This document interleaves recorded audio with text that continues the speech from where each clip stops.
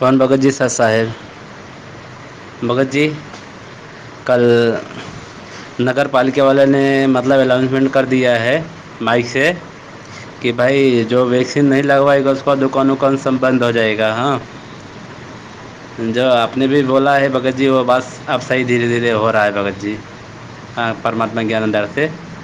हाँ भगत जी, कल अनाउंसमेंट कर दिए हैं, जो जो वैक्सीन लगवाएगा उसी का ही दुकान खुलेगा, उसके बाद नहीं खुलेगा, उसका मतलब जो नहीं लगवाएगा उसका नहीं खुलेगा। भगत जी यही सब बात है। दास, हम दास भी और हरिदास भी और जो एक भगत और भी हैं, तीनों भगत। हम लोग ने कल वही बात करने चाहते थे रात को आपसे, लेकिन हम लोग ने बोला चलो अभी नहीं, बाद में बात करेंगे। तब तो भगत जी बस यही सब हो रहा है, अभी होने वाला है। भगत जी बस परमात्मा के लिए अभी दुकान भी बंद करना पड़ जाएगा, चल जाएगा भगत जी, मालिक की दया से। अभी तो कोई दिक्कत नहीं है भगत जी। अब वो जब समय आएगा तो भगत जी दास को दुकान भी बंद करना पड़ जाएगा भगत जी, मालिक दया से। चलो कोई दिक्कत नहीं है भगत जी, परमात्मा के लिए हम लोग अभी संघर्ष करना ही पड़ेगा भगत जी। बस यही सब बात है भगत जी। और चलो हम लोग भी भगत जी भी, हम और हरिदास हो सकता है बाद में बात करें आपसे भगत जी। सच है भगत जी। बंदी छोड़ सतगुरु रामपाल जी महाराज जी की जय हो। परमपिता परमेश्वर जी की आप सभी प्यारी आत्माओं को मुझ पवन दास का सत्साई।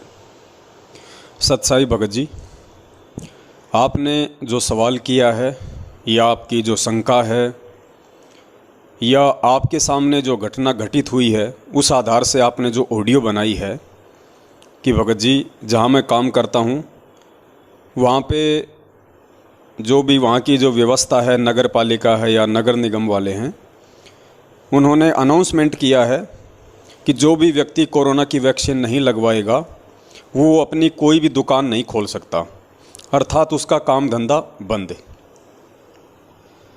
तो ऐसी स्थिति में हम क्या करें, हमें क्या करना चाहिए, ये सवाल आते रहते हैं। हालांकि आप जी ने ऐसा कोई सवाल नहीं किया है, आप जी ने तो दास को एक जानकारी दी है कि भगत जी दास के सामने अब ऐसी समस्या उत्पन्न होने वाली है, और आपने अपने विचार भी व्यक्त कर दिए कि भगत जी चाहे कुछ भी हो जाए, परमपिता परमात्मा के ज्ञान आधार से चलते हुए दास संघर्ष करेगा, कोई बात नहीं अगर दुकान ना खोलने दी जाए तो। देखिए भगत जी, जब से ये कोरोना की नौटंकी शुरू हुई है तब से परमपिता परमेश्वर सतगुरु रामपाल जी महाराज जी के आशीर्वाद से दास अनेकों ऑडियो वीडियो और पोस्टर इस विषय पे बना चुका है। भगत समाज को समय समय पे जागरूक भी करते रहते हैं। अन्य सत्सेवक भाई बहन भी इस दिशा में प्रयासरत हैं, और हम सबकी कोशिश यही है कि हम काल भगवान के दंड से बचें, हम काल भगवान की इन सूक्ष्म चालों से बचें। और ये सूक्ष्म चाल क्या है, इसको समझना भगत जी बहुत ही कठिन है, बहुत ही बेहद है, और इसको केवल सतगुरुदेव जी के आशीर्वाद से, उनके तत्व ज्ञान आधार से ही समझा जा सकता है। दूसरी बात भगत जी, दुनिया में यदि किसी की परीक्षा चल रही है, दुनिया में यदि कोई परीक्षा के कगार पे खड़ा है तो वो है भगत। और भगत भी कौन? सतगुरु रामपाल जी महाराज जी का भगत। अन्य जितने भी लोग हैं देवी देवताओं की साधना में हैं, ब्रह्मा विष्णु महेश जी की साधनाओं में हैं, अन्य साधनाएं करते हैं, वो कहते तो अपने आप को भगत हैं, लेकिन वो भगत की श्रेणी में नहीं है, क्योंकि उन लोगों को ना तो भक्ति का पता है, ना धर्म का पता है, ना उनके अंदर धार्मिकता है, और ना उन्हें उन नियम और कायदे कानूनों का पता है जो भक्ति मार्ग में होती हैं। सुबह शाम वो माथे पे तिलक लगा के, नहा धो के अपने आप को एक बहुत अच्छा साधक, योगी, भगत, पंडित साबित करके आरती करेंगे, पूजा पाठ करेंगे, और 1 घंटे बाद आप देखना अपनी जेब से बीड़ी का मंडन निकाल के वहीं पिएंगे, लोगों को पिलाएंगे, गुटखा खैनी जर्दा खाएंगे, या मौका मिला तो यार दोस्तों के साथ में शराब पार्टी करेंगे, मांस मिट्टी भी खाते हैं। तो उन लोगों के लिए भगत जी कोई बाधा नहीं है। सरकार चाहे उन्हें वैक्सीन लगवाए, सरकार चाहे उन्हें अन्य किसी प्रकार की किसी भी चीज़ों के लिए बाध्य करे, वो लोग झुक जाएंगे, क्योंकि ना तो उन्हें विधान का पता है और ना भगत जी उनके पास में ऐसी कोई भक्ति है और ना ही उनका भगवान उनकी रक्षा करने में समर्थ है। तो वो लोग समय अनुसार चलते हैं। जैसे बिना पैंदे का लोटा होता है, उसको किधर भी लुढ़का लो वो उधर ही लुढ़क जाता है। लेकिन हम भगत हैं, परमात्मा ने हमारे को एक बॉटम दे दिया है, हमारे को परमात्मा ने एक पैंदा दे दिया है, हमारे को परमात्मा ने ज़मीन पे टिका दिया है ज्ञान आधार से, तत्व ज्ञान देके। तो वर्तमान में भगत जी जो समस्याएं आ रही हैं, वो चाहे किसी भी प्रकार की समस्या हों, हम चलिए वर्तमान में कोरोना वैक्सीन को लेके ही बात करते हैं कि कोरोना को लेके जो समस्या है, ये समस्या दुनिया वालों के लिए नहीं है। जो लोग आज इस वैक्सीन का विरोध कर रहे हैं, टीके का विरोध कर रहे हैं, सरकार का विरोध कर रहे हैं, जब कल को ऐसी कोई घटना घटेगी और उनके गले की हड्डी बन जाएगी, भगत जी वो लोग वैक्सीन भी लगवा लेंगे, वो लोग टीका भी लगवा लेंगे, वो लोग सरकार की चापलूसी करने में भी लग जाएंगे, क्योंकि उनका कोई पैंदा नहीं है। वो बोलते कुछ और हैं, वो करते कुछ और हैं। उनकी करनी और कथनी में रात दिन का अंतर होता है। लेकिन हम भगत हैं, वो भी सतगुरु के, सच्चे परमात्मा के। तो हमें भगत जी हर स्थिति में पहली बात तो सोच समझ के डिसीजन लेना पड़ेगा, सोच समझ के हमने एक निर्णय करना पड़ेगा और उस निर्णय आधार से हमने उस पर टिकना पड़ेगा। नहीं तो हम जगत वालों से भी गई गुजरी श्रेणी में गिने जाएंगे आने वाले समय में जब इतिहास लिखा जाएगा। तो दुनिया वालों के सामने कोई समस्या नहीं है, किसी भी प्रकार की कोई बाधा नहीं है। समस्या अगर आएगी, परेशानी अगर आएगी, तो इस सच्चे परमात्मा सतगुरु रामपाल जी महाराज जी के सच्चे भक्तों के सामने आएगी, सच्चे शिष्यों के सामने आएगी। अब ये सच्चा शिष्य, सच्चा भगत जो शब्द दास ने यूज किया है, इसके भी एक कारण है, एक रीजन है, क्योंकि सतगुरु रामपाल जी महाराज जी की संगत में भी कुछ भगत नकली हैं तो कुछ भगत सच्चे हैं। जो सच्चे हैं वो सतसेवकों की गिनती में हैं और जो नकली भगत हैं वो सतलोक आश्रम मैनेजमेंट हरियाणा की गिनती में हैं। उन लोगों को भी जगत वालों की तरह कोई बातें नहीं है, सरकार चाहे उन्हें कुछ भी करने को कहे, वो लोग बिना पैंदे की लोटे की तरह लुढ़क जाएंगे। हाल ही सरकार ने जो कोरोना वैक्सीन के लिए जब बाध्य किया थोड़ा बहुत, तो सतलोक आश्रम मैनेजमेंट हरियाणा जो नहीं चाहता कि इस परमात्मा की जो बगिया है, जो पेड़ के जो फूल हैं वो खिलें, वो उन्हें मुरझा देना चाहता है। और वही काम उन लोगों ने किया। सतगुरु रामपाल जी महाराज जी का नाम लेके उनके आदेश की आड़ में इन्होंने एक पीला पर्चा संगत में निकाल दिया और उसमें लिख दिया, गुरुजी की तरफ से लिखा हुआ संगत को बताया कि बच्चों, ये जो सरकार है ये कुछ भी गलत नहीं करती है। सरकार हमेशा अपने देशवासियों के भले की सोचती है और कोरोना का टीका जो है सभी लोग लगवा रहे हैं, इसमें कोई बुराई नहीं है, आप भी लगवा लो। ऐसा आदेश इन्होंने उस परम संत के नाम से पारित कर दिया जिसका इस आदेश से 36 का आंकड़ा है। और मंदबुद्धि भक्तों ने लाखों की संख्या में उस पीले पर्चे वाले संदेश को अपने गुरु का आदेश समझ के उसको स्वीकार भी कर लिया और कोरोना की वैक्सीन भी लगवाई और सोशल मीडिया पे अपनी वीडियो भी वायरल की, अपनी फ़ोटो भी वायरल की। आने वाले समय में वो किस श्रेणी में गिने जाएंगे वो तो इतिहास ही इस बात का निर्णय करेगा। तो भगत जी, हमने उन नकली भक्तों से हटके हमने परमपिता परमेश्वर के सच्चे भक्तों की श्रेणी में रहना है, सच्चे भक्तों की काउंटिंग में हमारे को रहना है। और सच्चा भगत बनने के लिए भगत जी, सत्य की राह पे चलने के लिए आप यकीन मानना, आपके सामने वो सभी परेशानियां, सभी दुख, सभी दर्द, सभी तकलीफ़ें आएंगी जो आज आपका सच्चा सतगुरु वहन कर रहा है, सहन कर रहा है, वो आपको भी सहन करनी पड़ेंगी। क्योंकि ब्लेड से चाहे बच्चे का हाथ कटे, चाहे बड़े का हाथ कटे, भगत जी उसको दर्द वैसा ही होगा। तो सत्य की राह पे चलने वालों को दुख सहन करने पड़ेंगे, चाहे गुरु हो चाहे उसका शिष्य हो। तो यहाँ दुविधा जगत वालों के सामने नहीं है, यहाँ दुविधा भगत समाज के सामने नहीं है। अगर दुविधा है तो केवल सतसेवकों के सामने है, सतगुरु रामपाल जी महाराज जी के सच्चे सेवकों के सामने है। अब भगत जी ध्यान रखना, वर्तमान में इन परिस्थितियों से यदि हमें कोई बाहर निकालेगा तो हमें केवल वो गुरु जी का ज्ञान है, परमेश्वर का तत्व ज्ञान है और ये आपसी जो साध संगति जो परमेश्वर के आशीर्वाद से हो रही है, इस साध संगति के माध्यम से हम इन चीज़ों को समझ पाएंगे, हमें हिम्मत मिलेगी और हम उनका सामना करने के लायक बन पाएंगे। तो दो बातें हैं भगत जी वर्तमान में, जो कोरोना वैक्सीन के लिए सरकार जिस तरीके से फोर्स कर रही है। हालांकि बहुत सारे लोग तो ये भी कहते हैं कि भाई ये हमारे मानवीय अधिकारों का उल्लंघन है, कोरोना की वैक्सीन लेना स्वैच्छिक है। लेकिन भगत जी हमने इन चीज़ों से हटके सोचना पड़ेगा। यहाँ कोई मानव अधिकार नहीं है, यहाँ कोई स्वतंत्रता नहीं है, यहाँ कोई मौलिक अधिकार नहीं है, यहाँ कोई ऐच्छिक और स्वैच्छिक नहीं है। ये काल भगवान का लोक है। परमात्मा कहते हैं वो डॉक्यूमेंट्स में तो काम पूरा रखता है, बिल्कुल सही रखता है, लेकिन नीचे नीचे काम सारे उल्टे करता है। परमात्मा कहते हैं ना, सत का राज धर्म राय कर ही अपना किया सबे दंड भरी। वो कहता है कि परमात्मा मैं तो सत का राज कर रहा हूँ, जो जैसा कर्म करेगा वैसा ही दंड दूंगा।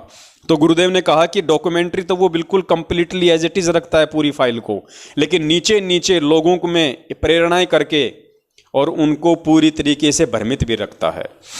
तो भगत जी ये काल भगवान का लोक है। हम 21 ब्रह्मांड में हैं वर्तमान में, और यहाँ जो ये मौलिक अधिकार, ऐच्छिक, स्वैच्छिक स्वतंत्रता, अभिव्यक्ति की स्वतंत्रता, ये स्वतंत्रता, वो स्वतंत्रता, वो अधिकार, ये अधिकार, ये सारी की सारी चीज़ें भगत जी संवैधानिक हैं, खाली डॉक्यूमेंट्री हैं। धरातल पे इनका कोई लेना देना नहीं है। आप यहाँ पे एक बंधक हो, आप यहाँ पे एक मजदूर हो, आप यहाँ पे एक नौकर हो सरकार के। इस चीज़ को हमने भूलना नहीं चाहिए। तो दो बातें हैं भगत जी वर्तमान में कोरोना वैक्सीन को लेकर जो दुविधाएं हो रही हैं। सबसे पहला तो ये है कि काल भगवान की तरफ से हमारे को जितना हो सके उतने परेशान किया जाएगा, क्योंकि काल भी अपने स्तर का अंतर्यामी है। अंतर्यामी मतलब वो भी महसूस कर सकता है, क्योंकि हर प्राणी के शरीर में वो मन रूप में विद्यमान है। वो उस हलचल को, उस गतिविधि को, उस सोच को महसूस कर सकता है कि ये व्यक्ति किस दिशा में जा रहा है। और जो परमपिता परमेश्वर होते हैं वो होते हैं कंप्लीटली अंतर्यामी। वो काल के मन की भी बात जानते हैं, जो काल ने सोची भी नहीं है, हम लोगों ने सोची नहीं है, वो उसके बारे में भी जानते हैं। लेकिन जो काल भगवान है वो उन बातों तक नहीं पहुंच सकता। इसलिए अंतर्यामी यहाँ पे दोनों को कहा गया है, लेकिन उनके अंतर्यामी पणे में रात दिन का अंतर है। तो काल भगवान हमारे दिमाग में जो हलचल होती है, जो सोच हमारी होती है, उसको महसूस ये कर सकता है, क्योंकि मन रूप में हर आत्मा के साथ में है, हर शरीर के साथ में है। तो ये वर्तमान में जो इसके खिलाफ आत्माएं जा रही हैं, 21 ब्रह्मांड से बाहर निकलने की भक्ति जो आत्मा कर रही हैं, ये उनको भ्रमित करने की पुरजोर कोशिश करेगा, उनको परेशान करने की पुरजोर कोशिश करेगा।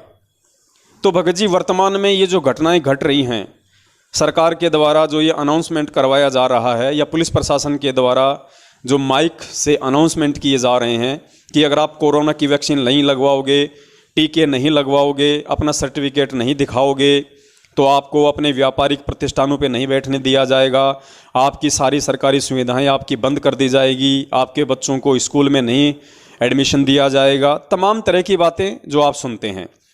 तो भगत जी ये तो अपना काम करेगा, क्योंकि ये नहीं चाहेगा कि मेरा भोजन यहाँ से निकले। ये किसी भी तरीके से जीव को अपना ग्रास बनाएगा, ये परेशान करेगा। अगर आप भगत हो तो आपको परेशान होना पड़ेगा, आपको परेशानियां दी जाएंगी जानबूझ के काल भगवान के द्वारा। दूसरी तरफ होगा क्या भगत जी? अब इसका दूसरा पहलू है कि हम सतगुरु की शरण में हैं, हम समर्थ की शरण में हैं, हम परमेश्वर के बच्चे हैं, हम परमेश्वर के भगत हैं। तो हमने यहाँ पे इस बात को भी नहीं भूलना चाहिए कि समर्थ का जो पंजा है वो हमारे शीश पे है। समर्थ हमारी परीक्षा ले रहा है। मोला बैठा मोर्चे, परमात्मा की जो वाणी है, मोला बैठा मोर्चे देखे यम की भेड़, 12 कोटि यम दूत जहां वहां एक नाम की खैड़। तो परमात्मा भगत जी हमारी परीक्षा ले रहा है। उन्होंने हमें जो इतना ज्ञान दिया है, हमें इतने समाधान बताए हैं, हमारे को जो इतना उन्होंने एक मनोबल दिया है, काल भगवान की चाल से, उसके जाल से बचने और निकलने की जो हमें परमात्मा ने विधियां बताई हैं, शंकाओं के समाधान बताए हैं, तो उस आधार से अब हमने इन चीज़ों से खुद ही लड़ना पड़ेगा। इन संघर्षों का सामना करना पड़ेगा। काल भगवान के द्वारा पैदा की जा रही इन समस्याओं से हमें खुद लड़ना पड़ेगा, परमेश्वर के ज्ञान को आधार बना के और परमेश्वर को आधार बना के कि भगवान दूर नहीं है, भगवान धरती पे प्रकट है, मेरे सतगुरु के रूप में है, मैं समर्थ की शरण में हूँ, मैं टूट नहीं सकता, मैं झुक नहीं सकता, मैं संघर्ष करूँगा। मेरा पिता हरदम मुझे देख रहा है, वो मेरी परीक्षा ले रहा है कि मेरा बच्चा मेरे कितने दाव पेच सीख पाया है, कितना काल भगवान और उसकी चाल उसके एजेंटों से लड़ने के लायक हुआ है, कितना सक्षम हुआ है। तो पीठ पीछे गुरुदेव खड़े हैं, ये बात भी हमने भूलनी नहीं चाहिए। तो परमात्मा हमारी परीक्षा ले रहा है। अब ये परीक्षा क्या है भगत जी, आप इस चीज को थोड़ा समझने का प्रयास कीजिए। मैं तो ये कहूंगा कि सरकार ने जो ये कोरोना वैक्सीन का टीका इस तरीके से जो कंपलसरी किया है या कर रहे हैं, धीरे धीरे हम लोगों को डरा के धमका के, जो भी उनकी प्लानिंग है वो क्या करना चाहते हैं क्या नहीं करना चाहते हैं, वो लोगों को जानबूझ के इस तरह से मार के और डीपॉपुलेशन के नाम पे गेम खेल रहे हैं, जनसंख्या को नियंत्रण करना चाहते हैं, या काल भगवान की कोई चाल है, जो भी है वो आप लोग अच्छे से जानते हैं अगर आप भगत हैं तो। लेकिन ये हमारा परम सौभाग्य है कि परमपिता परमेश्वर हम हीरों की परख कर रहे हैं। हमें इस बात की खुशी होनी चाहिए, कि मुझे उस परमपिता परमेश्वर ने इस लायक समझा कि वो मेरी परीक्षा ले रहा है। दुनिया में लाखों की भीड़ है, अरबों खरबों की भीड़ है, उनकी तो कोई परीक्षा नहीं हो रही, आप चंद सत्सेवकों की परमात्मा परीक्षा क्यों ले रहा है?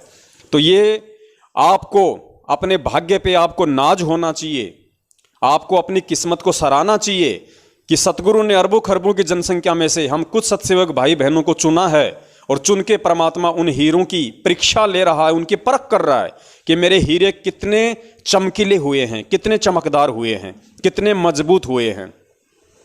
तो अब सबसे बड़ी जो बात है भगत जी समझने की वो ये है कि परमात्मा हमारी ये परीक्षा ले रहा है कि ये बच्चे मेरे साथ सतलोक जाने के लिए कितने तैयार हुए हैं। यानी सतलोक जाने के लिए अभी ये बच्चे कितने तैयार हुए हैं। कैसे भगत जी? अभी यदि वो परमपिता परमेश्वर सतगुरु रामपाल जी महाराज आप जी के समक्ष आके या आप जी को किसी आश्रम में बुला के कहीं भी कैसी भी स्थिति में अगर वो आपसे कहें कि बेटा चलो सतलोक चलते हैं, तो भगत जी विचार करना, क्या आप आज वर्तमान में सतलोक जाने के लिए तैयार हो? क्या आप सतलोक जाने की स्थिति में हो? क्या आपको पीछे से आपके बाल बच्चे याद नहीं आएंगे? क्या आपको पीछे से आपकी दुकान, आपके काम धंधे जो आपने फैला रखे हैं, क्या वो आपको बांध के नहीं रखेंगे? क्या वो आपको ऊपर ना जाने के लिए प्रेरित नहीं करेंगे? यानी आप कितनी समस्याओं में यहां पे उलझे हुए हो, क्या आप उन समस्याओं से निकल पाए हो? क्या आप उन बंधनों से गुरुदेव के ज्ञान आधार से अपने आप को छुड़वा पाए हो? आज अगर गुरुजी आ जाएं और ये कहें कि बेटा चल सतलोक चल, क्या आप जानने को तैयार हो? क्या आपके मन में एक सेकंड के लिए भी अपने बच्चों के जो प्रति जो प्यार है या जो चिंता है कि बच्चे छोटे हैं, बच्चे क्या करेंगे, काम धंधा कोई सेट है नहीं, कैसे खाएंगे, इतना बड़ा परिवार है, अभी अभी तो मैंने दुकान में 5 लाख रुपए इन्वेस्ट किए हैं, अभी तो उसका मूलधन भी नहीं चुकाया गया, ब्याज बाकी पड़ा है, वो कौन चुकाएगा, बच्चे कहाँ से चुका देंगे, अभी तो मुझे भैंस लेके आनी है, ये तमाम जो बातें हैं भगत जी, जो भगत जिस तरह से अपने व्यावसायिक साधनों में उलझा हुआ है, जिन जिन सामाजिक और पारिवारिक समस्याओं में उलझा हुआ है, क्या आप उन सभी समस्याओं से अपने आप को मुक्त करवा पाए? तो ये सारी की सारी जो परीक्षाएं हैं वो परमात्मा आज हमारी ले रहा है। तो भगत जी ये परीक्षा हम सबकी है, ये आपकी भी है, ये मेरी भी है, ये उन तमाम आत्माओं की हैं जो अपने सतगुरु को परमेश्वर मानती हैं और जो अपने सतगुरु के प्रत्येक वचन पे आंख बंद करके विश्वास करती हैं और इस भक्ति मार्ग पे गुरु के वचन को आधार बना के, गुरु के ज्ञान को आधार बना के जो दृढ़तापूर्वक टिकी हुई हैं और जिन्होंने ठान लिया है कि परमात्मा धरती पे प्रकट हैं, मेरा कुछ भी अनिष्ट नहीं हो सकता अगर मैं उसके वचन पे चलूंगा तो, अगर मैं उसको अपना रखवाला मान के चलूंगा तो। ठीक है, समस्या सबको आती है, समस्याओं में खुद वो परमात्मा रह के भी हमें दिखा रहा है, संघर्ष वो परमात्मा भी हमें करके दिखा रहा है। फिर हम जीवों की क्या औकात है कि हम पे कोई परेशानी ना आए या हम संघर्ष ना करें, बिना संघर्ष किए हमें सब कुछ यहां मिल जाए। तो भगत जी ये हमारी परीक्षा है। मान लीजिए आपको सरकार ने कह दिया, या आपके वहाँ का जो स्थानीय जो प्रशासन है वो आपके पास आएगा और कहेगा भैया वैक्सीन लगवाई, आप कहोगे जी नहीं लगवाई। वो कहेगा साहब क्यों नहीं लगवाई, तो भगत जी वहाँ पे आपने क्या बोलना है, आपने कितना बोलना है, वो भी आपकी परीक्षा होगी। इस वैक्सीन को लेके बचने के लिए आप किसी भी प्रकार का झूठ का सहारा नहीं ले सकते। आप झूठा सर्टिफिकेट नहीं बनवा सकते 100 200 500 रुपए देके कि साहब मैंने ये लगवा लिया, देखो फेल हो जाओगे, परमात्मा रिजेक्ट कर देगा। आप किसी नेता की, किसी मंत्री की, किसी बड़े व्यक्ति की जान पहचान का सहारा भी नहीं ले सकते कि साहब आप इन प्रशासन वालों को थोड़ा बोलिए, देखिए मुझे टीके के लिए फोर्स कर रहे हैं, मैं टीका नहीं लगवा सकता। यानी आप कोई जैक और चेक का सहारा भी नहीं ले सकते। अगर आपने अपने किसी बड़े मित्र, रिश्तेदार जो भी हो, कोई प्रशासनिक हो, कोई राजनीतिक हो, और आपको लगता है कि इसकी प्रशासन में चलती है और ये मुझे वैक्सीन से बचा सकता है, ये पुलिस वालों को बोल सकता है, ये प्रशासन में जो है मेरी पैरवी कर सकता है, तो भगत जी वहाँ भी आप फेल हो जाओगे। अगर आपसे आपका स्थानीय प्रशासन या कोई भी व्यक्ति आके जो प्रशासन में है, जिसको सरकार की तरफ से ड्यूटी दी गई है कि इनको चेक करो टीका लगा कि नहीं लगा, नहीं लगवाया है तो इनके साथ में ये करो वो करो, जैसे भी उनके नियम हैं, वो आपसे आके पूछेगा भाई आपने लगवाई वैक्सीन, आप क्या कहोगे? आपने यही कहना है, मैं पवन दास यही कहूँगा कि साहब नहीं लगवाई। वो कहेगा जी क्यों नहीं लगवाई? साहब मुझे वैक्सीन लगवाने की आवश्यकता नहीं है, मुझे उसकी ज़रूरत नहीं है। क्यों ज़रूरत नहीं है? साहब मैं एक आध्यात्मिक आदमी हूँ और मैं भक्ति करता हूँ और मैं परमपिता परमेश्वर का मैं भगत हूँ, मुझे उस भक्ति पे और अपने भगवान पे मुझे विश्वास है, ना मुझे कोरोना हो सकता है, अगर हो गया तो मेरा कुछ भी नहीं बिगड़ सकता है, और बिगड़ गया तो आप लोगों का इससे कोई लेना देना नहीं है। वो कहेंगे तुम्हारा ये भक्ति भगवान यहाँ नहीं चलेगा, अगर दुकान खोलनी है तो वैक्सीन लगवाओ।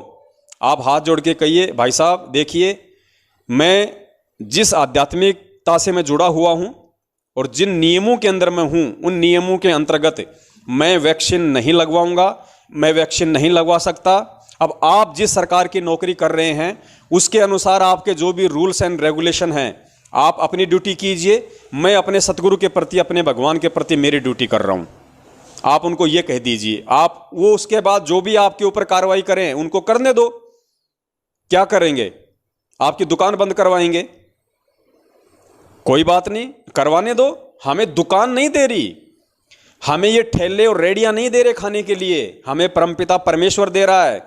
ये ठेले, ये रेडियां, ये टेम्पू जिन पे हम काम करते हैं, जिन दुकानों में हम काम करते हैं, ये तो खाली एक साधन है। उस परमात्मा ने इन साधनों को केवल एक निमित्त मात्र बना रखा है। देने वाला हमारा सतगुरु है, पेट भरने वाला सतगुरु है, पूरी दुनिया का पेट वो भर रहा है, सारी सृष्टि के जीव जंतुओं का पेट वो भर रहा है। इन चीज़ों का हमने ध्यान रखना होगा। तो आप उन्हें कह दीजिए कि भाई साहब आपकी जो ड्यूटी है आप उसको पूरा कीजिए, बाकी मैं वैक्सीन नहीं लगवाने वाला। इतना कह के आप छोड़ दीजिए। उसके बाद वो लोग जो भी आप पे कार्रवाई करते हैं, आपकी दुकान पे, आपके व्यवसाय पे जो भी कार्रवाई करते हैं उनको करने दीजिए। भगत जी ध्यान रखना, यही हमारी परीक्षा है।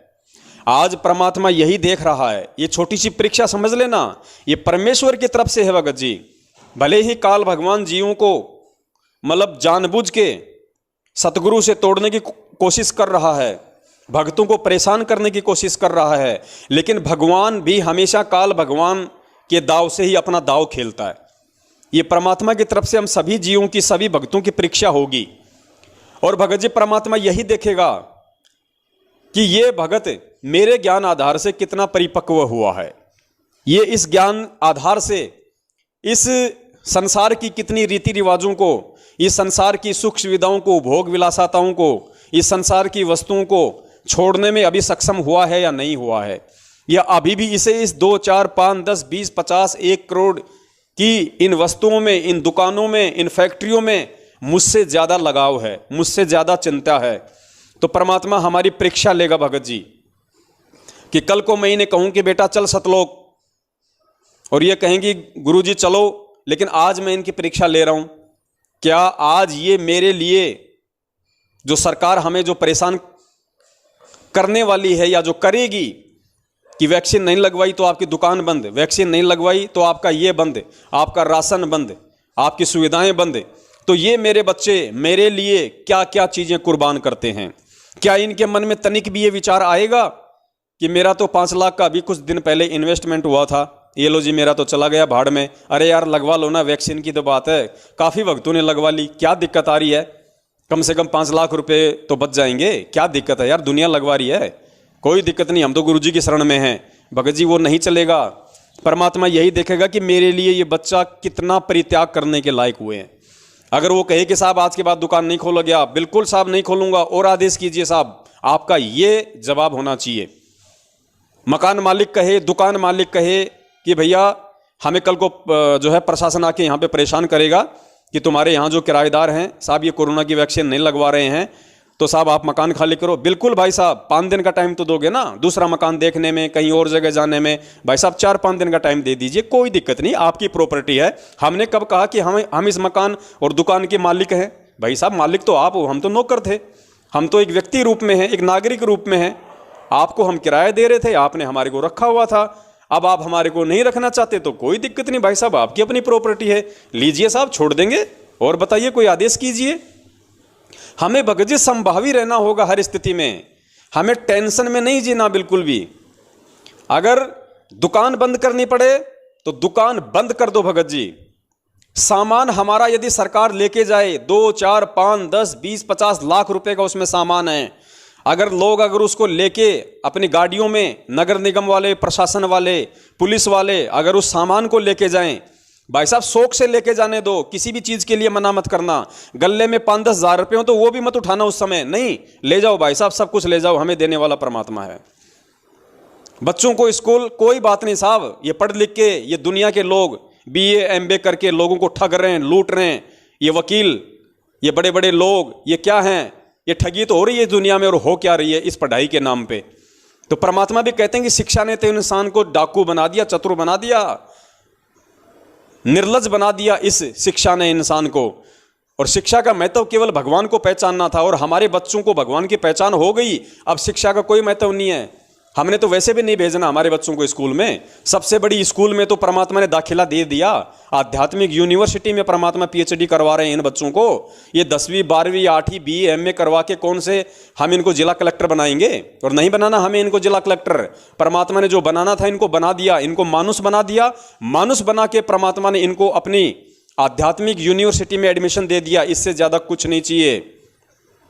तो भगत जी उस स्थिति में भगवान यही देखेगा कि ये मेरे बच्चे मेरे लिए कितना परित्याग करने वाले हैं। और ध्यान रखना भगत जी, जितना आप उस परमात्मा के लिए उसके वचन पे चलते हुए, क्योंकि कोरोना की वैक्सीन ना लगवाना परमेश्वर का वचन है, और ये काल भगवान की सूक्ष्म चाल है, वो इसी तरीके से ठगेगा। हम सबको पता है, सरकार ने भी एक्सेप्ट कर लिया है ये जो वैक्सीन जो बनी है, और इस वैक्सीन को बनाने में जो प्रक्रिया थी जो शुरुआत में, उसमें न्यू बोरन काफ के सीरम का प्रयोग हुआ है, गाय के नवजात बछड़े के खून का इसमें प्रयोग हुआ है, ये सरकार ने भी एक्सेप्ट किया है। तो भगत जी हम उस पाप को अपने सिर पे क्यों धरें? हमारे गुरुदेव जब हमें चमड़े के जूते तक पहनने के लिए मना करते हैं कि लोगों ने पशुओं को मारना क्रूरता के साथ में, और उन जीवित पशुओं की खाल उतारना, उसके लिए फिर दुनिया के लिए चमड़े के जूते, बेल्ट, पता नहीं क्या क्या आइटम बनाना, लोगों ने अपना धंधा बना लिया। तो गुरुदेव ने कहा कि बच्चों आज के बाद हमने चमड़े से बनी किसी भी वस्तु का प्रयोग नहीं करना।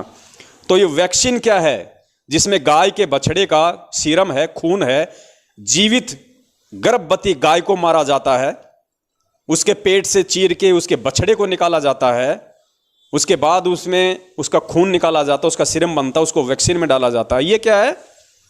ये धंधा नहीं है क्या वैक्सीन? ये सरकारी कंपनियां, ये सरकार अरबों खरबों कमा रही हैं इस वैक्सीन को बेच बेच के। ये क्या धंधा नहीं है? हम इस धंधे में कैसे भागीदारी हो सकते हैं? हम इस धंधे में कैसे सरकार का साथ दे सकते हैं? इस पाप को लेके हम कहां जाएंगे? और हर चीज के लिए सतगुरु नहीं कहेगा, सतगुरु ने ज्ञान दे दिया, मानव जन्म आपको प्राप्त है, ऊपर से परमेश्वर ने आपको बुद्धि और तत्व ज्ञान दे दिया, आगे आपको खुद सोच समझ के चलना पड़ेगा। तो भगत जी ये हमारी परीक्षा होगी सतगुरु वचन पे चलते हुए। और हमने 1 सेकंड के लिए भी नहीं सोचना है कि मेरी दुकान बंद हो रही है, मेरे लाखों का सामान जा रहा है, कुछ नहीं सोचना। ध्यान रखना भगत जी, आप यदि उस परमात्मा के लिए कुर्बानी करोगे तो परमेश्वर कहते हैं कल पे कारण कौन है, कर सेवा निष्काम, मन इच्छा फल देऊंगा जब पड़े मेरे से काम।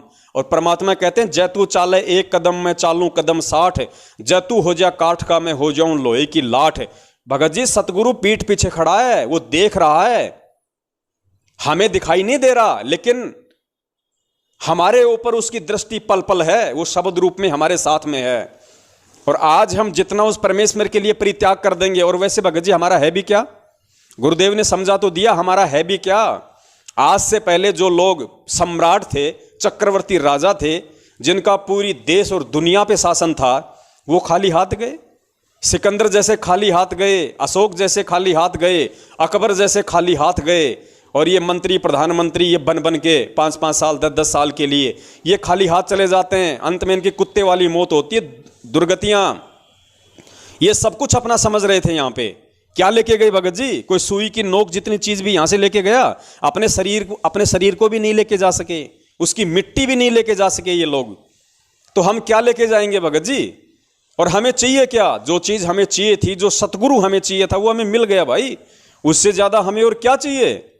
तो भगत जी, ये हम सब की परीक्षा है।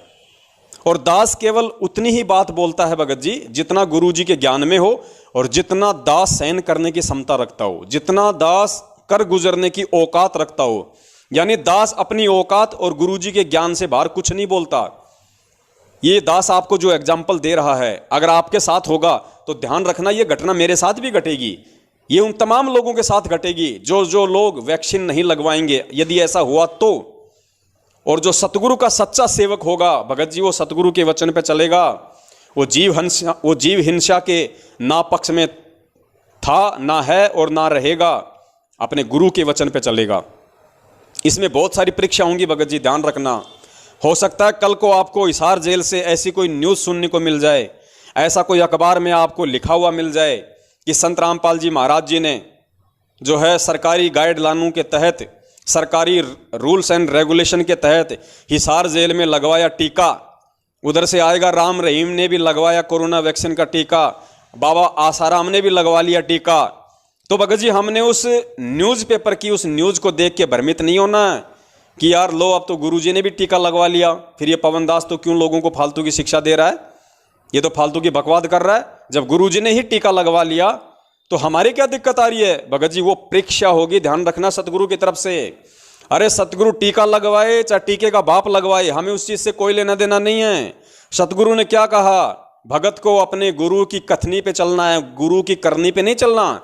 गुरु क्या कर रहा है ये भगत ने नहीं देखना, गुरु ने अपने भगत के लिए क्या आदेश दे रखा है, क्या सत्संग रूपी वचन बोल रखे हैं, भगत ने उसका ध्यान रखना है। सतगुरु के ऊपर कोई कर्म लागू नहीं होता है, कर्म यहाँ पे जीव पे लागू होता है, ध्यान रखना।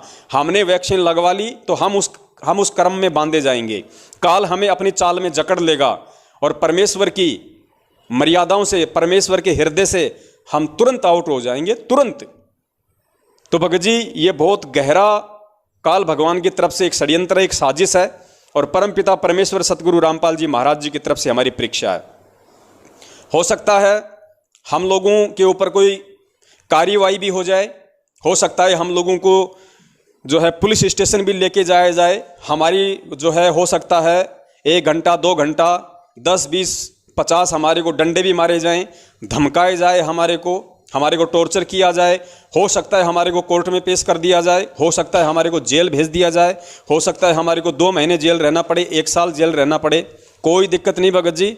अगर हम भगत हैं तो हमने मंसूर को नहीं भूलना चाहिए भगत जी, हमने मीराबाई को नहीं भूलना चाहिए, हमने धना भगत को नहीं भूलना चाहिए, और सबसे बड़ी बात, हमने परमपिता परमेश्वर सतगुरु रामपाल जी महाराज जी और उनके संघर्ष को तो बिल्कुल भी नहीं भूलना चाहिए, जो वो खुद एक भगत की भूमिका में, और भगत जी क्या क्या संघर्ष करके हमें दिखा रहे हैं।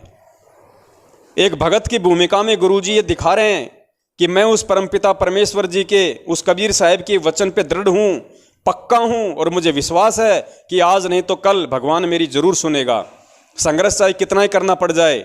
और गुरु जी कहते हैं कि संघर्ष हमारे कबीर भगवान ने भी किया एक भगत की भूमिका में। और फिर गुरु जी कहते हैं कि उस भगवान के साथ में जो लोगों ने किया उसका तो हमारे साथ में 2% भी नहीं हुआ।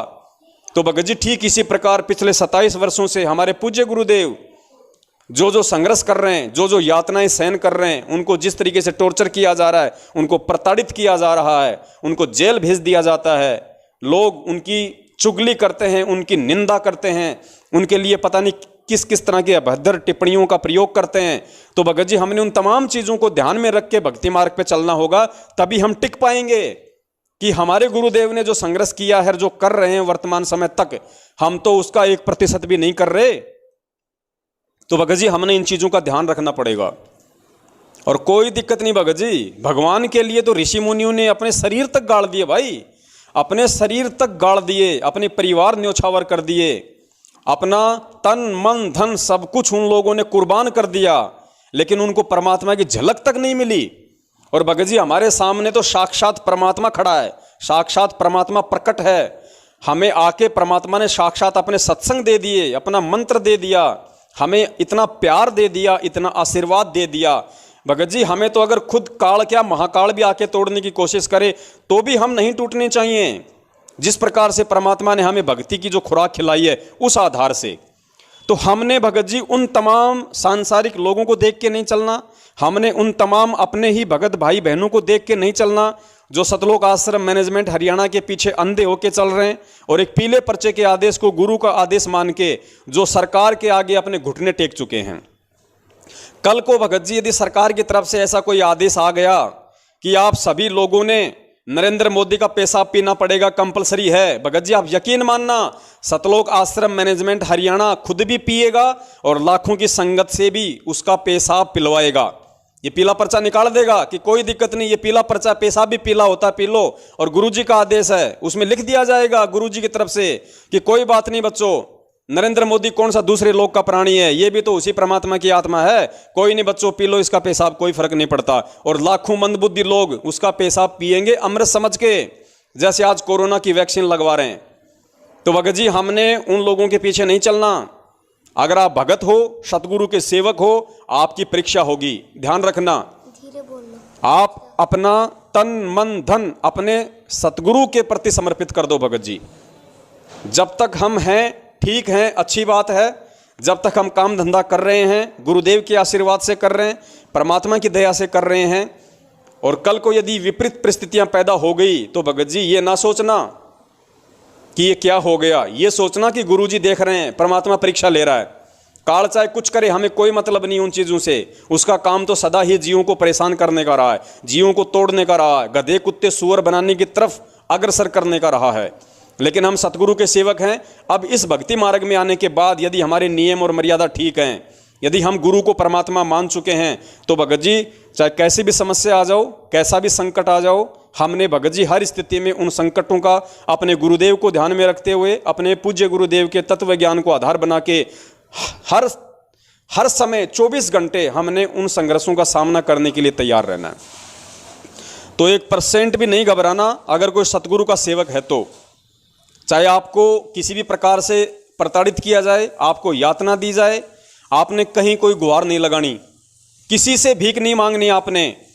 इन सतलोक आश्रम मैनेजमेंट हरियाणा वालों की तरह जैसे इन लोगों ने ज्ञापन दे दे के, रैलियां निकाल के डीएम से, सीएम से, पीएम से, गृह मंत्री से, संत रामपाल जी महाराज जी, उस पूर्ण परमेश्वर की जमानत की भीख मांगी इन लोगों ने और ये साबित किया कि हम एक भिखारी के सेवक हैं, हम एक भिखारी के बच्चे हैं। अरे सबसे बड़ा प्रधानमंत्री, सबसे बड़ा राष्ट्रपति, सबसे बड़ी समर्थ शक्ति हमारा गुरु, और उस गुरु से प्रार्थना ना करके, अपनी तमाम गलतियों की समायाचना ना करके कि हे गुरुदेव हमने जो बरवाला कांड में किया वो आपके ज्ञान और आपके विधान के खिलाफ था, परमात्मा हमें उस कुकृत्य के लिए क्षमा करो और परमात्मा आप जो सजा दोगे हमें मंजूर होगी, परमेश्वर आप अपने बच्चों के बीच में आने की दया करो। इन काल एजेंटों ने, सतलोक आश्रम मैनेजमेंट हरियाणा वालों ने, गुरुजी के परिवार वालों ने उस समर्थ शक्ति से अपने किए गए कुकृत्यों की समायाचना ना करके और उस परमात्मा को भिखारी बना के और जगह जगह 1-2 कौड़ी के डीएम, सीएम, पीएम के सामने ज्ञापन दे रहे हैं कि हम पे रहम करो, हमारे गुरुजी की जमानत कराओ, हमारे गुरुजी निर्दोष हैं। भगत जी हमने नहीं करना। सरकार का अपनी मर्जी है, सरकार अपनी तरफ से कुछ नहीं करती है, सरकार काल प्रेरित है। 21 ब्रह्मांड का स्वामी काल है और काल प्रेरणा से यहाँ की सरकारें चल रही हैं वर्तमान समय तक। आगे तो सतगुरु की दया से चलेंगी। भगत ही मंत्री होंगे, भगत ही एमपी होंगे, भगत ही एमएलए होंगे, भगत ही सीएम होंगे, पीएम होंगे। जो भी व्यवस्था होगी वो परमात्मा के बच्चे चलाएंगे, क्योंकि गुरुजी ने कहा है कि भगत भी राजनीति कर सकता है, लेकिन वो धर्म नीति से। अगर वो सतगुरु का शिष्य बन के नियमों में रह के और यदि वो धर्म को आगे रख के अगर वो राज करेगा तो उसका राज सफल होगा। तो आने वाले समय में जो राज कार्य संभालेंगे वो परमात्मा के ही बच्चे संभालेंगे और वो धर्म नीति से राजनीति करेंगे। तो भगत जी, हमने किसी प्रकार का कोई जैक चैक नहीं लगाना, किसी प्रकार की किसी से कोई सिफारिश नहीं करनी है, चाहे कोई हमें काम करने दे चाहे हमें कोई काम ना करने दे। आप ध्यान रखना, हमारा रक्षक, हमारा सहारा, हमारी उम्मीद, हमारा विश्वास हमारा सतगुरु है। अरे परमात्मा के बच्चों को फिर तोड़ कौन देगा? जो परमेश्वर के वचन पे चलने के लिए संघर्ष करेगा, भगत जी क्या परमात्मा उससे दूर है? लेकिन वो देखेगा भगत जी कि ये बच्चा चलने के लायक हुआ है या नहीं हुआ है। भगत जी, बच्चा जब छोटा होता है तो माता पिता उसे अपनी गोद में खिलाते हैं, और जब बच्चा थोड़ा सा जब बड़ा हो जाता है, धीरे धीरे वो खड़ा होने के लायक हो जाता है, तो माता पिता उसको खड़ा करके फिर क्या करते हैं? अपने हाथ हटा लेते हैं। लेकिन रहते हैं घेरा बना के, अपने हाथ का घेरा बना के उसके चारों तरफ ही रहते हैं कि बच्चा कहीं गिर ना जाए। लेकिन वो उसको खड़ा करके और फिर वो थोड़ा सा अपना हाथ से हाथ हटा लेते हैं और कहते हैं बेटा चल आगे। वो बच्चा एक कदम दो कदम चलता है, फिर जैसे ही वो गिरने को होता है तो माता पिता तो पास ही खड़े थे, घेरा बना के अपने हाथ का, तुरंत बच्चे को पकड़ लेते हैं, गिरने नहीं देते उसे, तुरंत अपनी गोद में उठा लेते हैं। ऐसे ही सतगुरु हमारा बाप बन के, हमारी माँ बन के, हमारा रक्षक बन के भगत जी हमारे चारों तरफ शब्द रूप में घेरा बना के बैठा हुआ है। ये विश्वास अगर हम सत्सेवकों को भी नहीं होगा तो फिर होगा किसको? और गिरने नहीं देगा परमात्मा, लेकिन अपने पैरों पे चलता हुआ वो जरूर हमें देखना चाहता है कि मेरे बच्चे मेरे ज्ञान आधार से कितने दृढ़ हुए हैं। आज ये इस कोरोना वैक्सीन के सामने घुटने टेकते हैं या अपना सर्वस्व न्योछावर और परित्याग करने के लिए तैयार रहते हैं। आज अगर एक छोटी सी परेशानी को सहन ना करके सरकार ने कह दिया कि भैया दुकान बंद कर देंगे, तुम्हें जेल में डाल देंगे, तुम्हारे ऊपर कानूनी कार्रवाई हो जाएगी, इस चीज से भय खाके अगर मेरे बच्चे मेरे वचन से हटके अगर ये वैक्सीन लगवा लेते हैं, भगत जी ये वैक्सीन अगर फल और सब्जियों से भी बनी होती तो भी हम इसको नहीं लगवाते, भगत जी, क्योंकि परमात्मा का बच्चा उस बीमारी के भय से पहले ट्रीटमेंट नहीं करवाएगा जो बीमारी अभी तक उसको हुई भी नहीं है। परमात्मा कहते हैं रोग शोग छल छिद्र न व्यापे सन्मुख न ठहराई, झैर अग्नि तन निकट न आवे दूरी जात रंगाई। परमात्मा कहते हैं मेरे सच्चे भगत के, हम असुर निकंदन रमैणी में जो रक्षा मंत्र पढ़ते हैं सबसे लास्ट में उसको पढ़ना, रोग शोग छल छिद्र न व्यापे सन्मुख न ठहराई, झैर अग्नि तन निकट न आवे दूरी जात रंगाई। ये समर्थ का वचन है, किसी डूम भाट के गीत नहीं है। तो भगत जी हम कैसे घबरा सकते हैं? अगर ये वैक्सीन अगर फल और फूल की बनी होती तो भी हम इसको नहीं लगवाते, क्योंकि सतगुरु का भगत अपने गुरु पे विश्वास करेगा। दास गरीब तबीब सतगुरु बंदी छोड़ दयाल है। तबीब यानी डॉक्टर, परमात्मा कहते हैं वो परमात्मा वो सतगुरु सबसे बड़ा डॉक्टर है। और ऐसे लाखों उदाहरण, लाखों एग्जाम्पल गुरु जी ने अपने सत्संगों में बता दिए।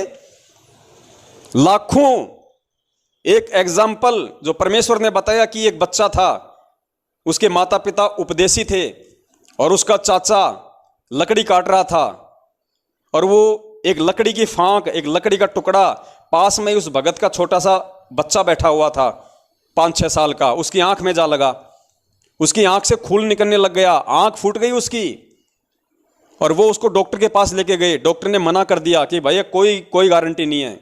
किसी ने कहा कि भैया आश्रम में जाओ, वो आश्रम में आया, आश्रम में आके उसने गुरुजी को बताया तो गुरुजी ने कहा कि बेटा कोई दिक्कत नहीं, परमात्मा पे विश्वास रखो, सब ठीक हो जाएगा। उसके बावजूद भी उसको गुरु के वचन पे विश्वास नहीं हुआ। किसी भगत के कहने से आश्रम में किसी 1.5 सियाने भगत ने उसको सलाह दी कि फलां जगह जाओ, वहां पे एक डॉक्टर है बहुत अच्छा, वहां जाओ। आश्रम में भी आके और गुरु से ये वचन सुन के कि बेटा भगवान पे विश्वास रखो, सब ठीक हो जाएगा, उसके बावजूद भी उस भगत के कहने पे अपने बच्चे को लेके उस डॉक्टर के पास गए। उस डॉक्टर ने भी मना कर दिया कि भैया कोई गारंटी नहीं है, आंखों की रोशनी नहीं आ सकती, ऑपरेशन पता नहीं सफल होगा नहीं होगा, पैसा भी बहुत लगेगा। वो वहां से दुखी परेशान होके फिर वापस आश्रम में आया और भगत जी उसके बाद हर जगह से दुखी होके परेशान होके उसके बाद उस भगत ने अपनी आत्मकथा खुद बताई, गुरुजी ने भी सत्संग में बताया। भगत जी आंख फूट गई थी, बच्चे की आंख, खून निकल रहा था, और बिना 1 रुपए की गोली दवाई के, बिना डॉक्टर के, बिना ऑपरेशन के 15वें दिन परमात्मा ने उस आंख को ऐसा कर दिया। गुरुजी ने सत्संग में दिखाया उस बच्चे को।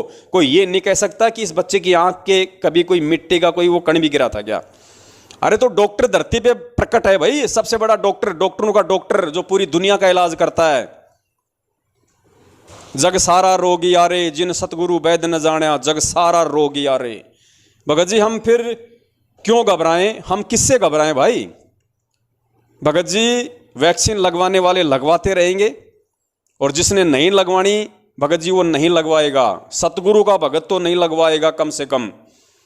और जिसको इतना भी विश्वास नहीं है इस परमपिता परमेश्वर सतगुरु रामपाल जी महाराज जी के शरण में आके, इससे भक्ति लेके, इससे सत भक्ति मंत्र लेके, इतने सत्संग सुन के, अगर आज भी किसी को विश्वास नहीं हो रहा है इन सब बातों पे कि भगवान खुद धरती पे प्रकट है और कोई छाती फाड़ के नहीं दिखाएगा कि मैं ही कबीर हूं, उसके बाद भी यदि कोई ज्ञान आधार से नहीं चलता है, सतगुरु के प्रत्येक वचन पे नहीं चलता है, भगत जी वो आत्मा मार खा जाएगी। और गुरु जी कहते हैं जो भगत मेरे रहते सहते पार नहीं हुआ, वो मेरे जाने के बाद भी पार नहीं हो पाएगा, अर्थात फिर वो 84 लाख योनियों में आएगा। तो भगत जी दास तो पहले भी बहुत सारी वीडियो बना चुका है, आज भी दास की पूरे भगत समाज से यही विनती है, यही प्रार्थना है। दबाव मैं किसी को दे नहीं सकता, हर आत्मा स्वतंत्र है, जो जैसा चाहे अपना डिसीजन ले, उसको लगवाना है नहीं लगवाना उसकी मर्जी है।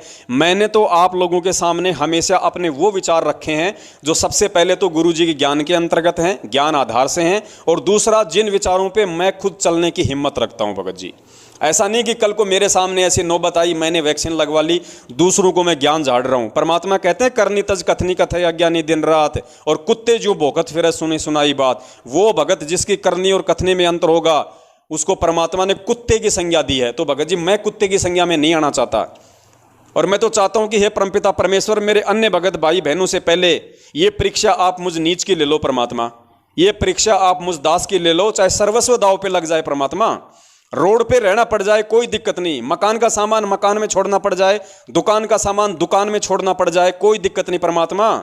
दुनिया रोडों पे सोती है, दुनिया रोडों पे रहती है, दुनिया रोड पे बैठ के खाती है। हम कौन से परमात्मा कोई विशेष लोक से आए हुए हैं, हम भी तो इसी 21 ब्रह्मांड के प्राणी है, और आपके नाम के साथ तो परमात्मा रोड पे भी सो जाएंगे तो कोई दिक्कत नहीं है, भगवान तो साथ में है। आपकी खुद की वाणी है परमेश्वर, आपकी खुद की वाणी है मालिक। एक वाणी है परमपिता परमेश्वर जी की कि नाम सहित बेवतन भला, नाम सहित बेवतन भला, जो दर दर मांगे भीखा, और क्या हुआ छत्र की छाया चाले, यो राजपाट दिल्ली का। परमात्मा कहते हैं अगर तेरे पास में मेरा नाम है, ये सही नाम है, और तू मेरी शरण में है, तो चाहे तेरे ऊपर कितने बड़े संकट क्यों ना आ जाए, चाहे तेरे को देश निकाला क्यों ना दे दिया जाए, नाम रहित नाम सहित बेवतन भला, बेवतन यानी चाहे आपको देशद्रोही घोषित कर दिया जाए, आपको देश से भी धक्के मार के निकाल दिया जाए, तो भी परमात्मा कहते हैं नाम सहित बेवतन भला, जो दर दर मांगे भीखा। दर दर भीख मांगने का जो है मतलब है अपनी समस्याओं में रह के, विपत्तियों में रह के अपना गुजारा करे, अपने परिवार वालों का गुजारा करे। हालांकि हाथ में कटोरा मांग के भीख मांगने की नौबत परमात्मा नहीं आने देगा, और चाहे किसी भगत पे कैसे भी आपत्ति आ जाए, अगर वो मर्यादा में है और परमेश्वर उसकी परीक्षा ले रहा है, काल उसको परेशान कर रहा है, भगत जी वो भीख नहीं मांगेगा, वो भूखा मरना स्वीकार करेगा। हाथ में कटोरा लेके सतगुरु का भगत भीख नहीं मांग सकता, सतगुरु का भगत किसी लंगर में जाके लाइन में लग के खाना नहीं मांगेगा, सतगुरु का भगत भूखा मर जाएगा लेकिन अपने गुरु के वचन पे रहेगा। और परमात्मा कहते हैं कि फिर भगवान कौन सा दूर है, परमात्मा पीठ पीछे खड़ा है। अरे जब राजा हरिश्चंद्र अपने सत पे और अपने इष्ट भगवान विष्णु जी का जो भगत था, और जब उसकी परीक्षा देवताओं ने ली, और जब देवताओं ने उसको विश्वामित्र को चुना इस काम के लिए, तो नारद जी ने आके क्या कहा पता है उन सभी देवी देवताओं को, उनको कि भैया तुम ये व्यर्थ की कोशिश कर रहे हो, तुम ये व्यर्थ की कोशिश कर रहे हो। वो जो राजा हरिश्चंद्र है ना, वो भगवान विष्णु का सेवक है, और भगवान के विष्णु का सेवक इतना कमजोर नहीं होता कि वो तुम्हारे तोड़ने से टूट जाएगा। उसके बाद सारे देवी देवता भगवान विष्णु के पास में गए और उनसे कहा कि भगवान राजा हरिश्चंद्र का हम सत डिगाने की कोशिश कर रहे हैं, वरना परमात्मा मुझ इंद्र की गद्दी चली जाएगी। तो इंद्र ने कहा कि भाई देख लो, बेशक तुम कोशिश कर लो। भगवान विष्णु ने कहा कि बेशक तुम कोशिश कर लो, लेकिन वो मेरा भगत है, वो टूटेगा नहीं। अरे जब भगवान विष्णु को अपने भगत पे इतना विश्वास, और एक राजा हरिश्चंद्र को जो काल तक की भक्ति करता था उसको अपने इष्ट पे इतना विश्वास, अरे हम तो पूर्ण ब्रह्म परमेश्वर के भगत हैं, हम तो सतगुरु के शिष्य हैं, हमें कितना विश्वास होना चाहिए, राजा हरिश्चंद्र से भी सैकड़ों लाखों गुना ज्यादा। और उसके बाद क्या हुआ, उस राजा हरिश्चंद्र पे कैसी कैसी आपत्तियां आई, कैसी कैसी दिक्कतें आई, आप और हम सोच भी नहीं सकते। उसका बच्चा कहां, उसकी औरत कहां, वो खुद क्या नौकरी कर रहा है, उसकी औरत जो रानी थी वो कहां पानी के मटके भर रही है, उसके बच्चे को सांप ने खा लिया, उसकी औरत पे डाकण यानी चुड़ैल होने के आरोप लगे। और अंत में नौबत ऐसी आ गई कि वो जिसकी नौकरी करता था उसके आदेश से उसने अपनी ही औरत की तलवार से गर्दन काटने का आदेश हुआ। और अपने वचन पे दृढ़ रहते हुए जैसे ही राजा हरिश्चंद्र ने अपनी औरत का शीश तलवार से काटने के लिए उठाया और काटने वाला था, पीछे से भगवान विष्णु ने आके उसकी तलवार पकड़ ली। और राजा हरिश्चंद्र ने कहा कि भगवान छुपने से काम नहीं चलेगा, सामने आओ, बहुत हो गई ये लुका छिपी, सामने आओ कौन हो। फिर सामने भगवान विष्णु आए।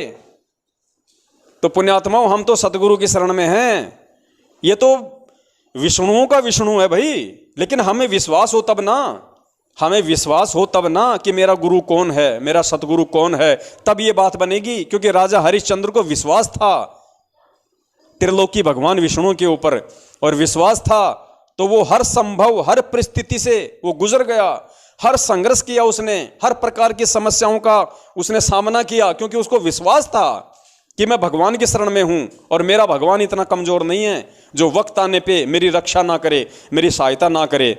तो भगत जी, हमें कितना विश्वास होना चाहिए अपने सतगुरु पे, और हमारा सतगुरु कौन है ये हमें पता है भगत जी, हमें पता है। तो बड़े भाई, कैसी भी नौबत आ जाए, कैसी भी परिस्थिति आ जाए, सतगुरु का सेवक नहीं टूट सकता, सतगुरु का सेवक नहीं झुक सकता। बाकी जो नकली भगत हैं, जो सतगुरु के अपने आप को शिष्य भी कहते हैं और मर्यादाओं में भी नहीं चलते हैं, उन्हें कोई पेशाब पीने के लिए कहे तो वो भी पी लेंगे, वैक्सीन लगवाने के लिए कहे तो वो भी लगवा लेंगे, राजनीति करने के लिए कहे तो वो भी कर लेंगे, बीजेपी कांग्रेस करने के लिए कहे तो वो भी कर लेंगे, गुंडों की सीबीआई जांच का समर्थन करने के लिए कहा जाए तो वो भी कर लेंगे, कुपात्रों को ज्योति पाठ दान का पैसा देने के लिए कहा जाए तो वो भी कर लेंगे, बेवजह किसी को गुरुद्रोही कहने का डंका बजाने की कहेंगे वो भी कर लेंगे। हम सतगुरु के भगत हैं भगत जी, हमने हर संभव अपने सतगुरु को प्रसन्न करना है। हम कुछ गिनी चुनी आत्माएं हैं इस धरती पे वर्तमान में, जिनके पीछे सतगुरु एक उम्मीद बांधे बैठा है कि हाँ, कोई तो है मेरा जिसके लिए मैं आया था, कम से कम मैं खाली हाथ तो नहीं जाने वाला, कम से कम मैं खाली हाथ तो नहीं जाऊंगा। कुछ आत्माएं तो हैं जो मेरे वचन पे दृढ़ हैं, अटल हैं, वो मंसूर की तरह अपना शीश कटवा लेंगी, अपने शरीर का एक एक अंग अंग कटवा लेंगी, लेकिन वो मेरे वचन से पीछे नहीं हटेंगी। तो भगत जी, ध्यान रखो, परमेश्वर धरती पे हैं, हमारा रक्षक है। और भगत जी, अगर संघर्ष का सामना भगत नहीं करेगा तो कौन करेगा? अगर परीक्षा भगत की नहीं होगी तो होगी किसकी भाई? अरे जगत तो सुबह क्या बोल देता है, शाम को क्या बोल देता है, उसकी कौन परीक्षा लेगा? उसकी क्या परीक्षा होगी? जिनका कोई स्टैंड नहीं है, जिनका कोई पैंदा नहीं है, उनकी कौन परीक्षा लेगा? क्या उनकी परीक्षा होगी? वो सुबह तो भगत बन जाते हैं, शाम को जो है वो मुर्गे खाते हैं, उनकी कौन परीक्षा लेगा? क्या उनकी परीक्षा होगी भगत जी? आज छोटी जेल में बैठ के आज परमात्मा हम 21 ब्रह्मांड रूपी इस बड़ी जेल में बैठे कैदियों की यही तो रहनी करनी देख रहा है। 27 साल से ज्ञान किस लिए दिया परमात्मा ने? अचार डालने के लिए थोड़ी दिया था। आज उस ज्ञान को काम में लेने का समय है भगत जी। ऐसे समय में, ऐसे धर्म संकट की स्थिति में, ऐसे ही दुविधा वाली स्थिति में परमात्मा कहते हैं, बच्चों मेरे ज्ञान को आधार बनाना पड़ेगा। हम रोज नित्य नेम में पढ़ते हैं परमात्मा की एक वाणी को। परमात्मा कहते हैं, जय तैने सूझे नहीं तो शब्द साखी सुन ले, साखी भूत संगीत है जासे लाओ ने। परमात्मा कहते हैं अपने भगत को कि हे भगत, अगर तेरे सामने ऐसे कोई धर्म संकट वाली स्थिति पैदा हो जाए, तेरे सामने ऐसी कोई दुविधा उत्पन्न हो जाए, तो परमात्मा कहते हैं किसी और की मत सुनना, ना मेरे भाई की सुनना, ना मेरे बाप की सुनना, ना मेरी माँ की सुनना, ना किसी भगत की सुनना। परमात्मा कहते हैं जय तैने सूझे नहीं। सूझे, सूझे एक हरियाणी शब्द है। सूझने का मतलब होता है अगर तुझे कुछ भी साफ साफ दिखाई नहीं दे रहा है, तू कोई निर्णय करने में समर्थ नहीं है, उसको कहते हैं जय तैने सूझे नहीं। तो परमात्मा कहते हैं शब्द साखी सुन ले, मेरे सत्संग सुन, मेरी वाणियां सुन, मेरी साखियां सुन, उनको आधार बना। जय तैने सूझे नहीं तो शब्द साखी सुन ले, और साखी भूत संगीत है जहां से लाओ ने। ये मेरी जो साखियां है ना, ये भूत संगीत, यानी ये तेरी हर समस्या का समाधान है। देख ले उन उदाहरणों को जो भूतकाल में जो घटित हो चुके हैं, उन महापुरुषों के जीवन को देख, उन महान भक्तों के जीवन को देख, जिनके सामने समय समय पे ऐसी परिस्थितियां आई थी और वो आत्माएं मेरे सत्संगों को आधार बना के, मेरी वाणियों को आधार बना के, मेरे ज्ञान को आधार बना के उन्होंने स्वयं ही इन समस्याओं का समाधान निकाला, जिनका आज तुम रोज अपनी इस पवित्र जिव्या से नाम लेते हो। तो भगत जी, आज यदि हम उस परमेश्वर के वचन पे ठीक उसी तरीके से टिके रहेंगे, दृढ़ता के साथ में, विश्वास के साथ में, जैसे वो आत्माएं टिकी हुई थी जो पहले के समय में थी, जिनका परमात्मा जिक्र करते हैं, एक उदाहरण के रूप में हमारे सामने पेश करते हैं, हमें हिम्मत बढ़ती है। तो भगत जी, आने वाले समय में जो आत्मा आएंगी उनके सामने आज वर्तमान में जो घटनाएं घटित हो रही हैं, और जो जो आत्माएं आज उन समस्याओं का सामना करेंगी, संघर्ष करेंगी, चाहे कैसा भी उनके सामने कोई परिस्थिति क्यों ना आ जाए, समस्या क्यों ना आ जाए, उन्हें चाहे रोड पे सोना क्यों ना पड़ जाए, उनका सब कुछ दांव पे क्यों ना लग जाए, और जब वो सब कुछ दांव पे लग जाएगा, फिर भी वो आत्मा खुशी खुशी तीनों टाइम की अपनी आरती करेंगी, अपने मंत्र करेंगी, और हर समय परमपिता परमेश्वर सतगुरु रामपाल जी महाराज जी से ये प्रार्थना करेंगी कि हे परमपिता परमेश्वर, हमें अपनी शरण से दूर मत करना। परमात्मा, दुख संकट तकलीफ चाहे कुछ भी आ जाए, और ये कौन सी दुख संकट और तकलीफ है परमात्मा?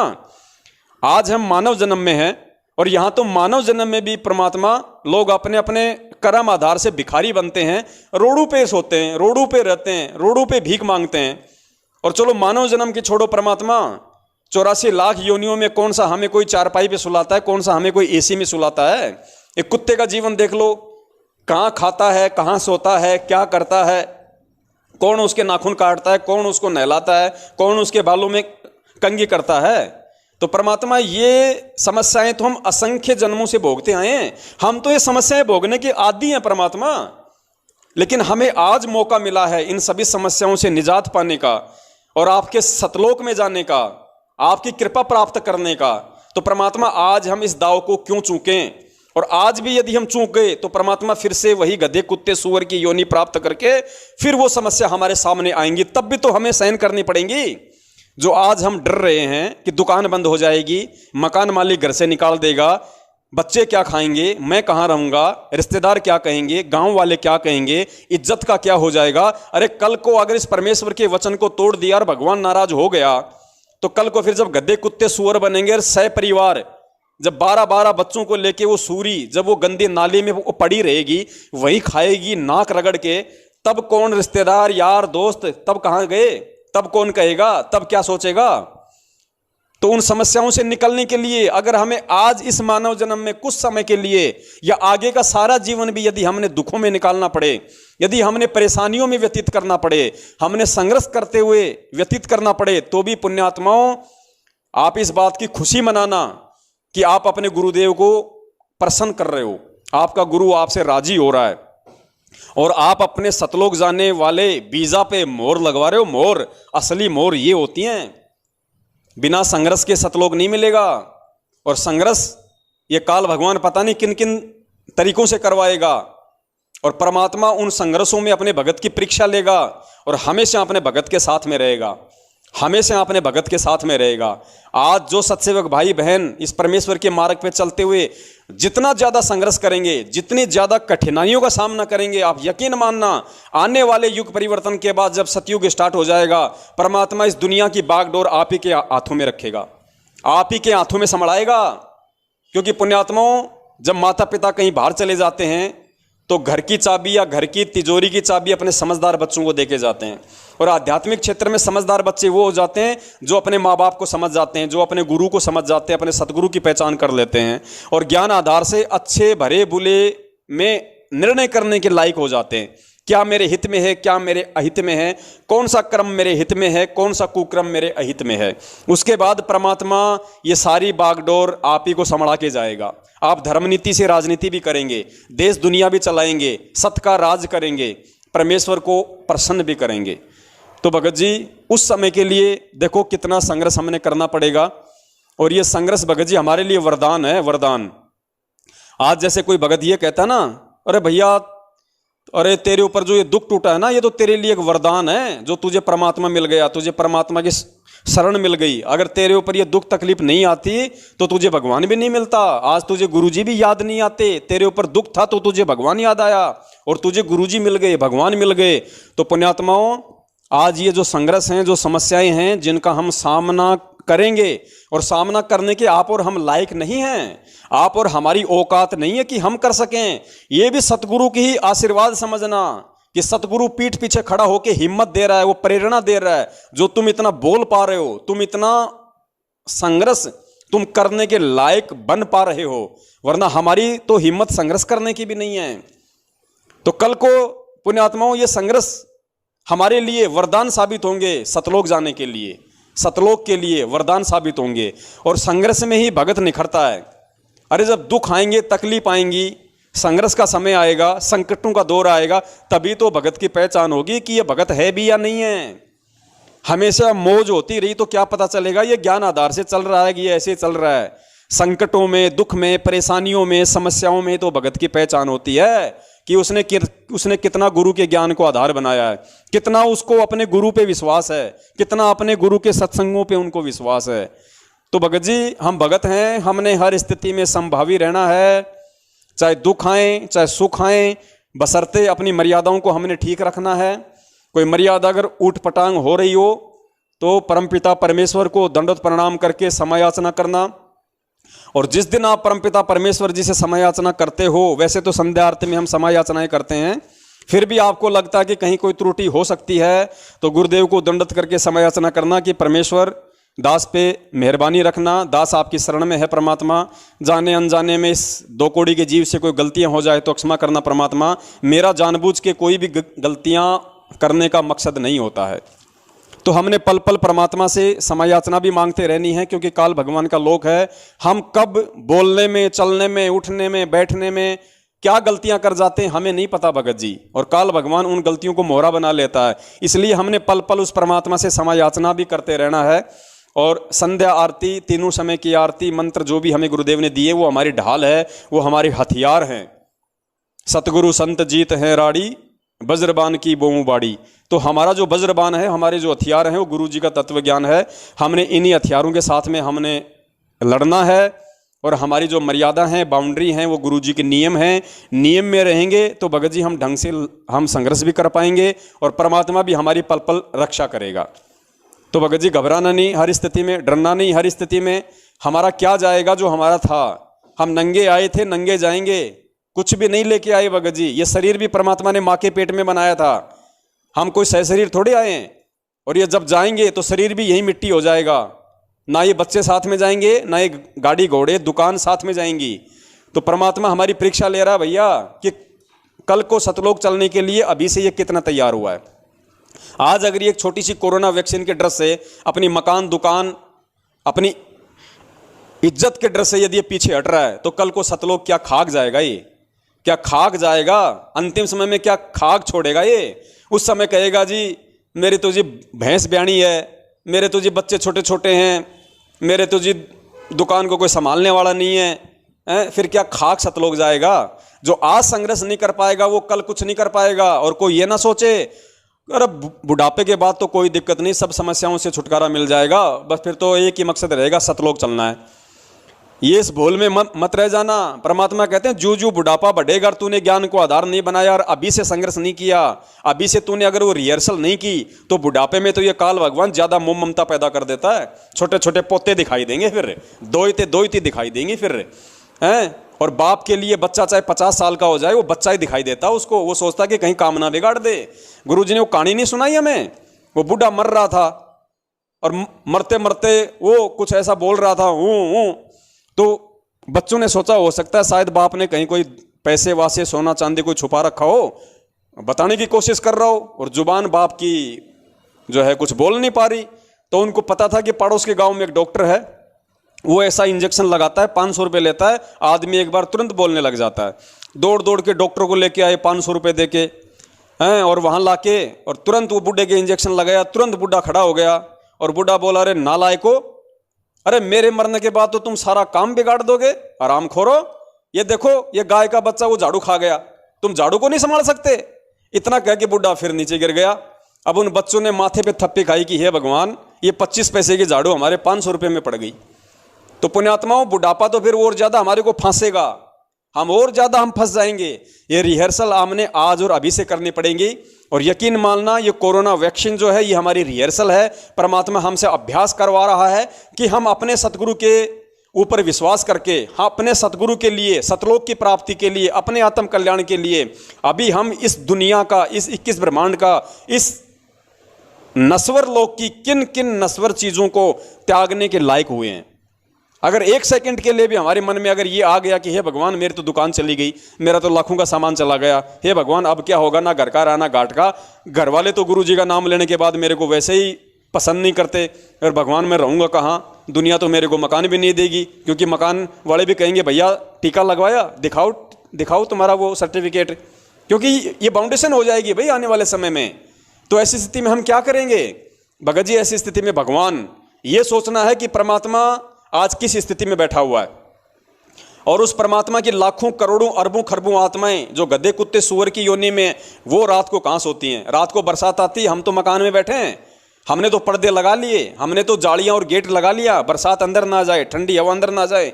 वो लाखों आत्माएं जो परमपिता परमेश्वर की है, वो कहाँ सो रही है उस समय? वो जंगल के प्राणी, वो गधे कुत्ते सुअर नीलगाय, वो कहाँ हैं उस बरसात में, उस गर्मी में, उस ठंड में? तो हम भी जानवर ही तो हैं, और हैं क्या? हम भी 84 लाख योनियों में, हम कोई बाहर थोड़ी हैं। इन 84 लाख योनियों में से परमात्मा ने हमारे को थोड़ा ये शरीर अच्छा दे दिया, थोड़ी सी हमारे को बोलने चालने की ये शक्ति दे दी, हम एक दूसरे की बातों को समझ सकते हैं, अपना दुख तकलीफ किसी को हम बता सकते हैं। और बाकी गधे कुत्ते सुअर में हमारे में कौन सा अंतर है?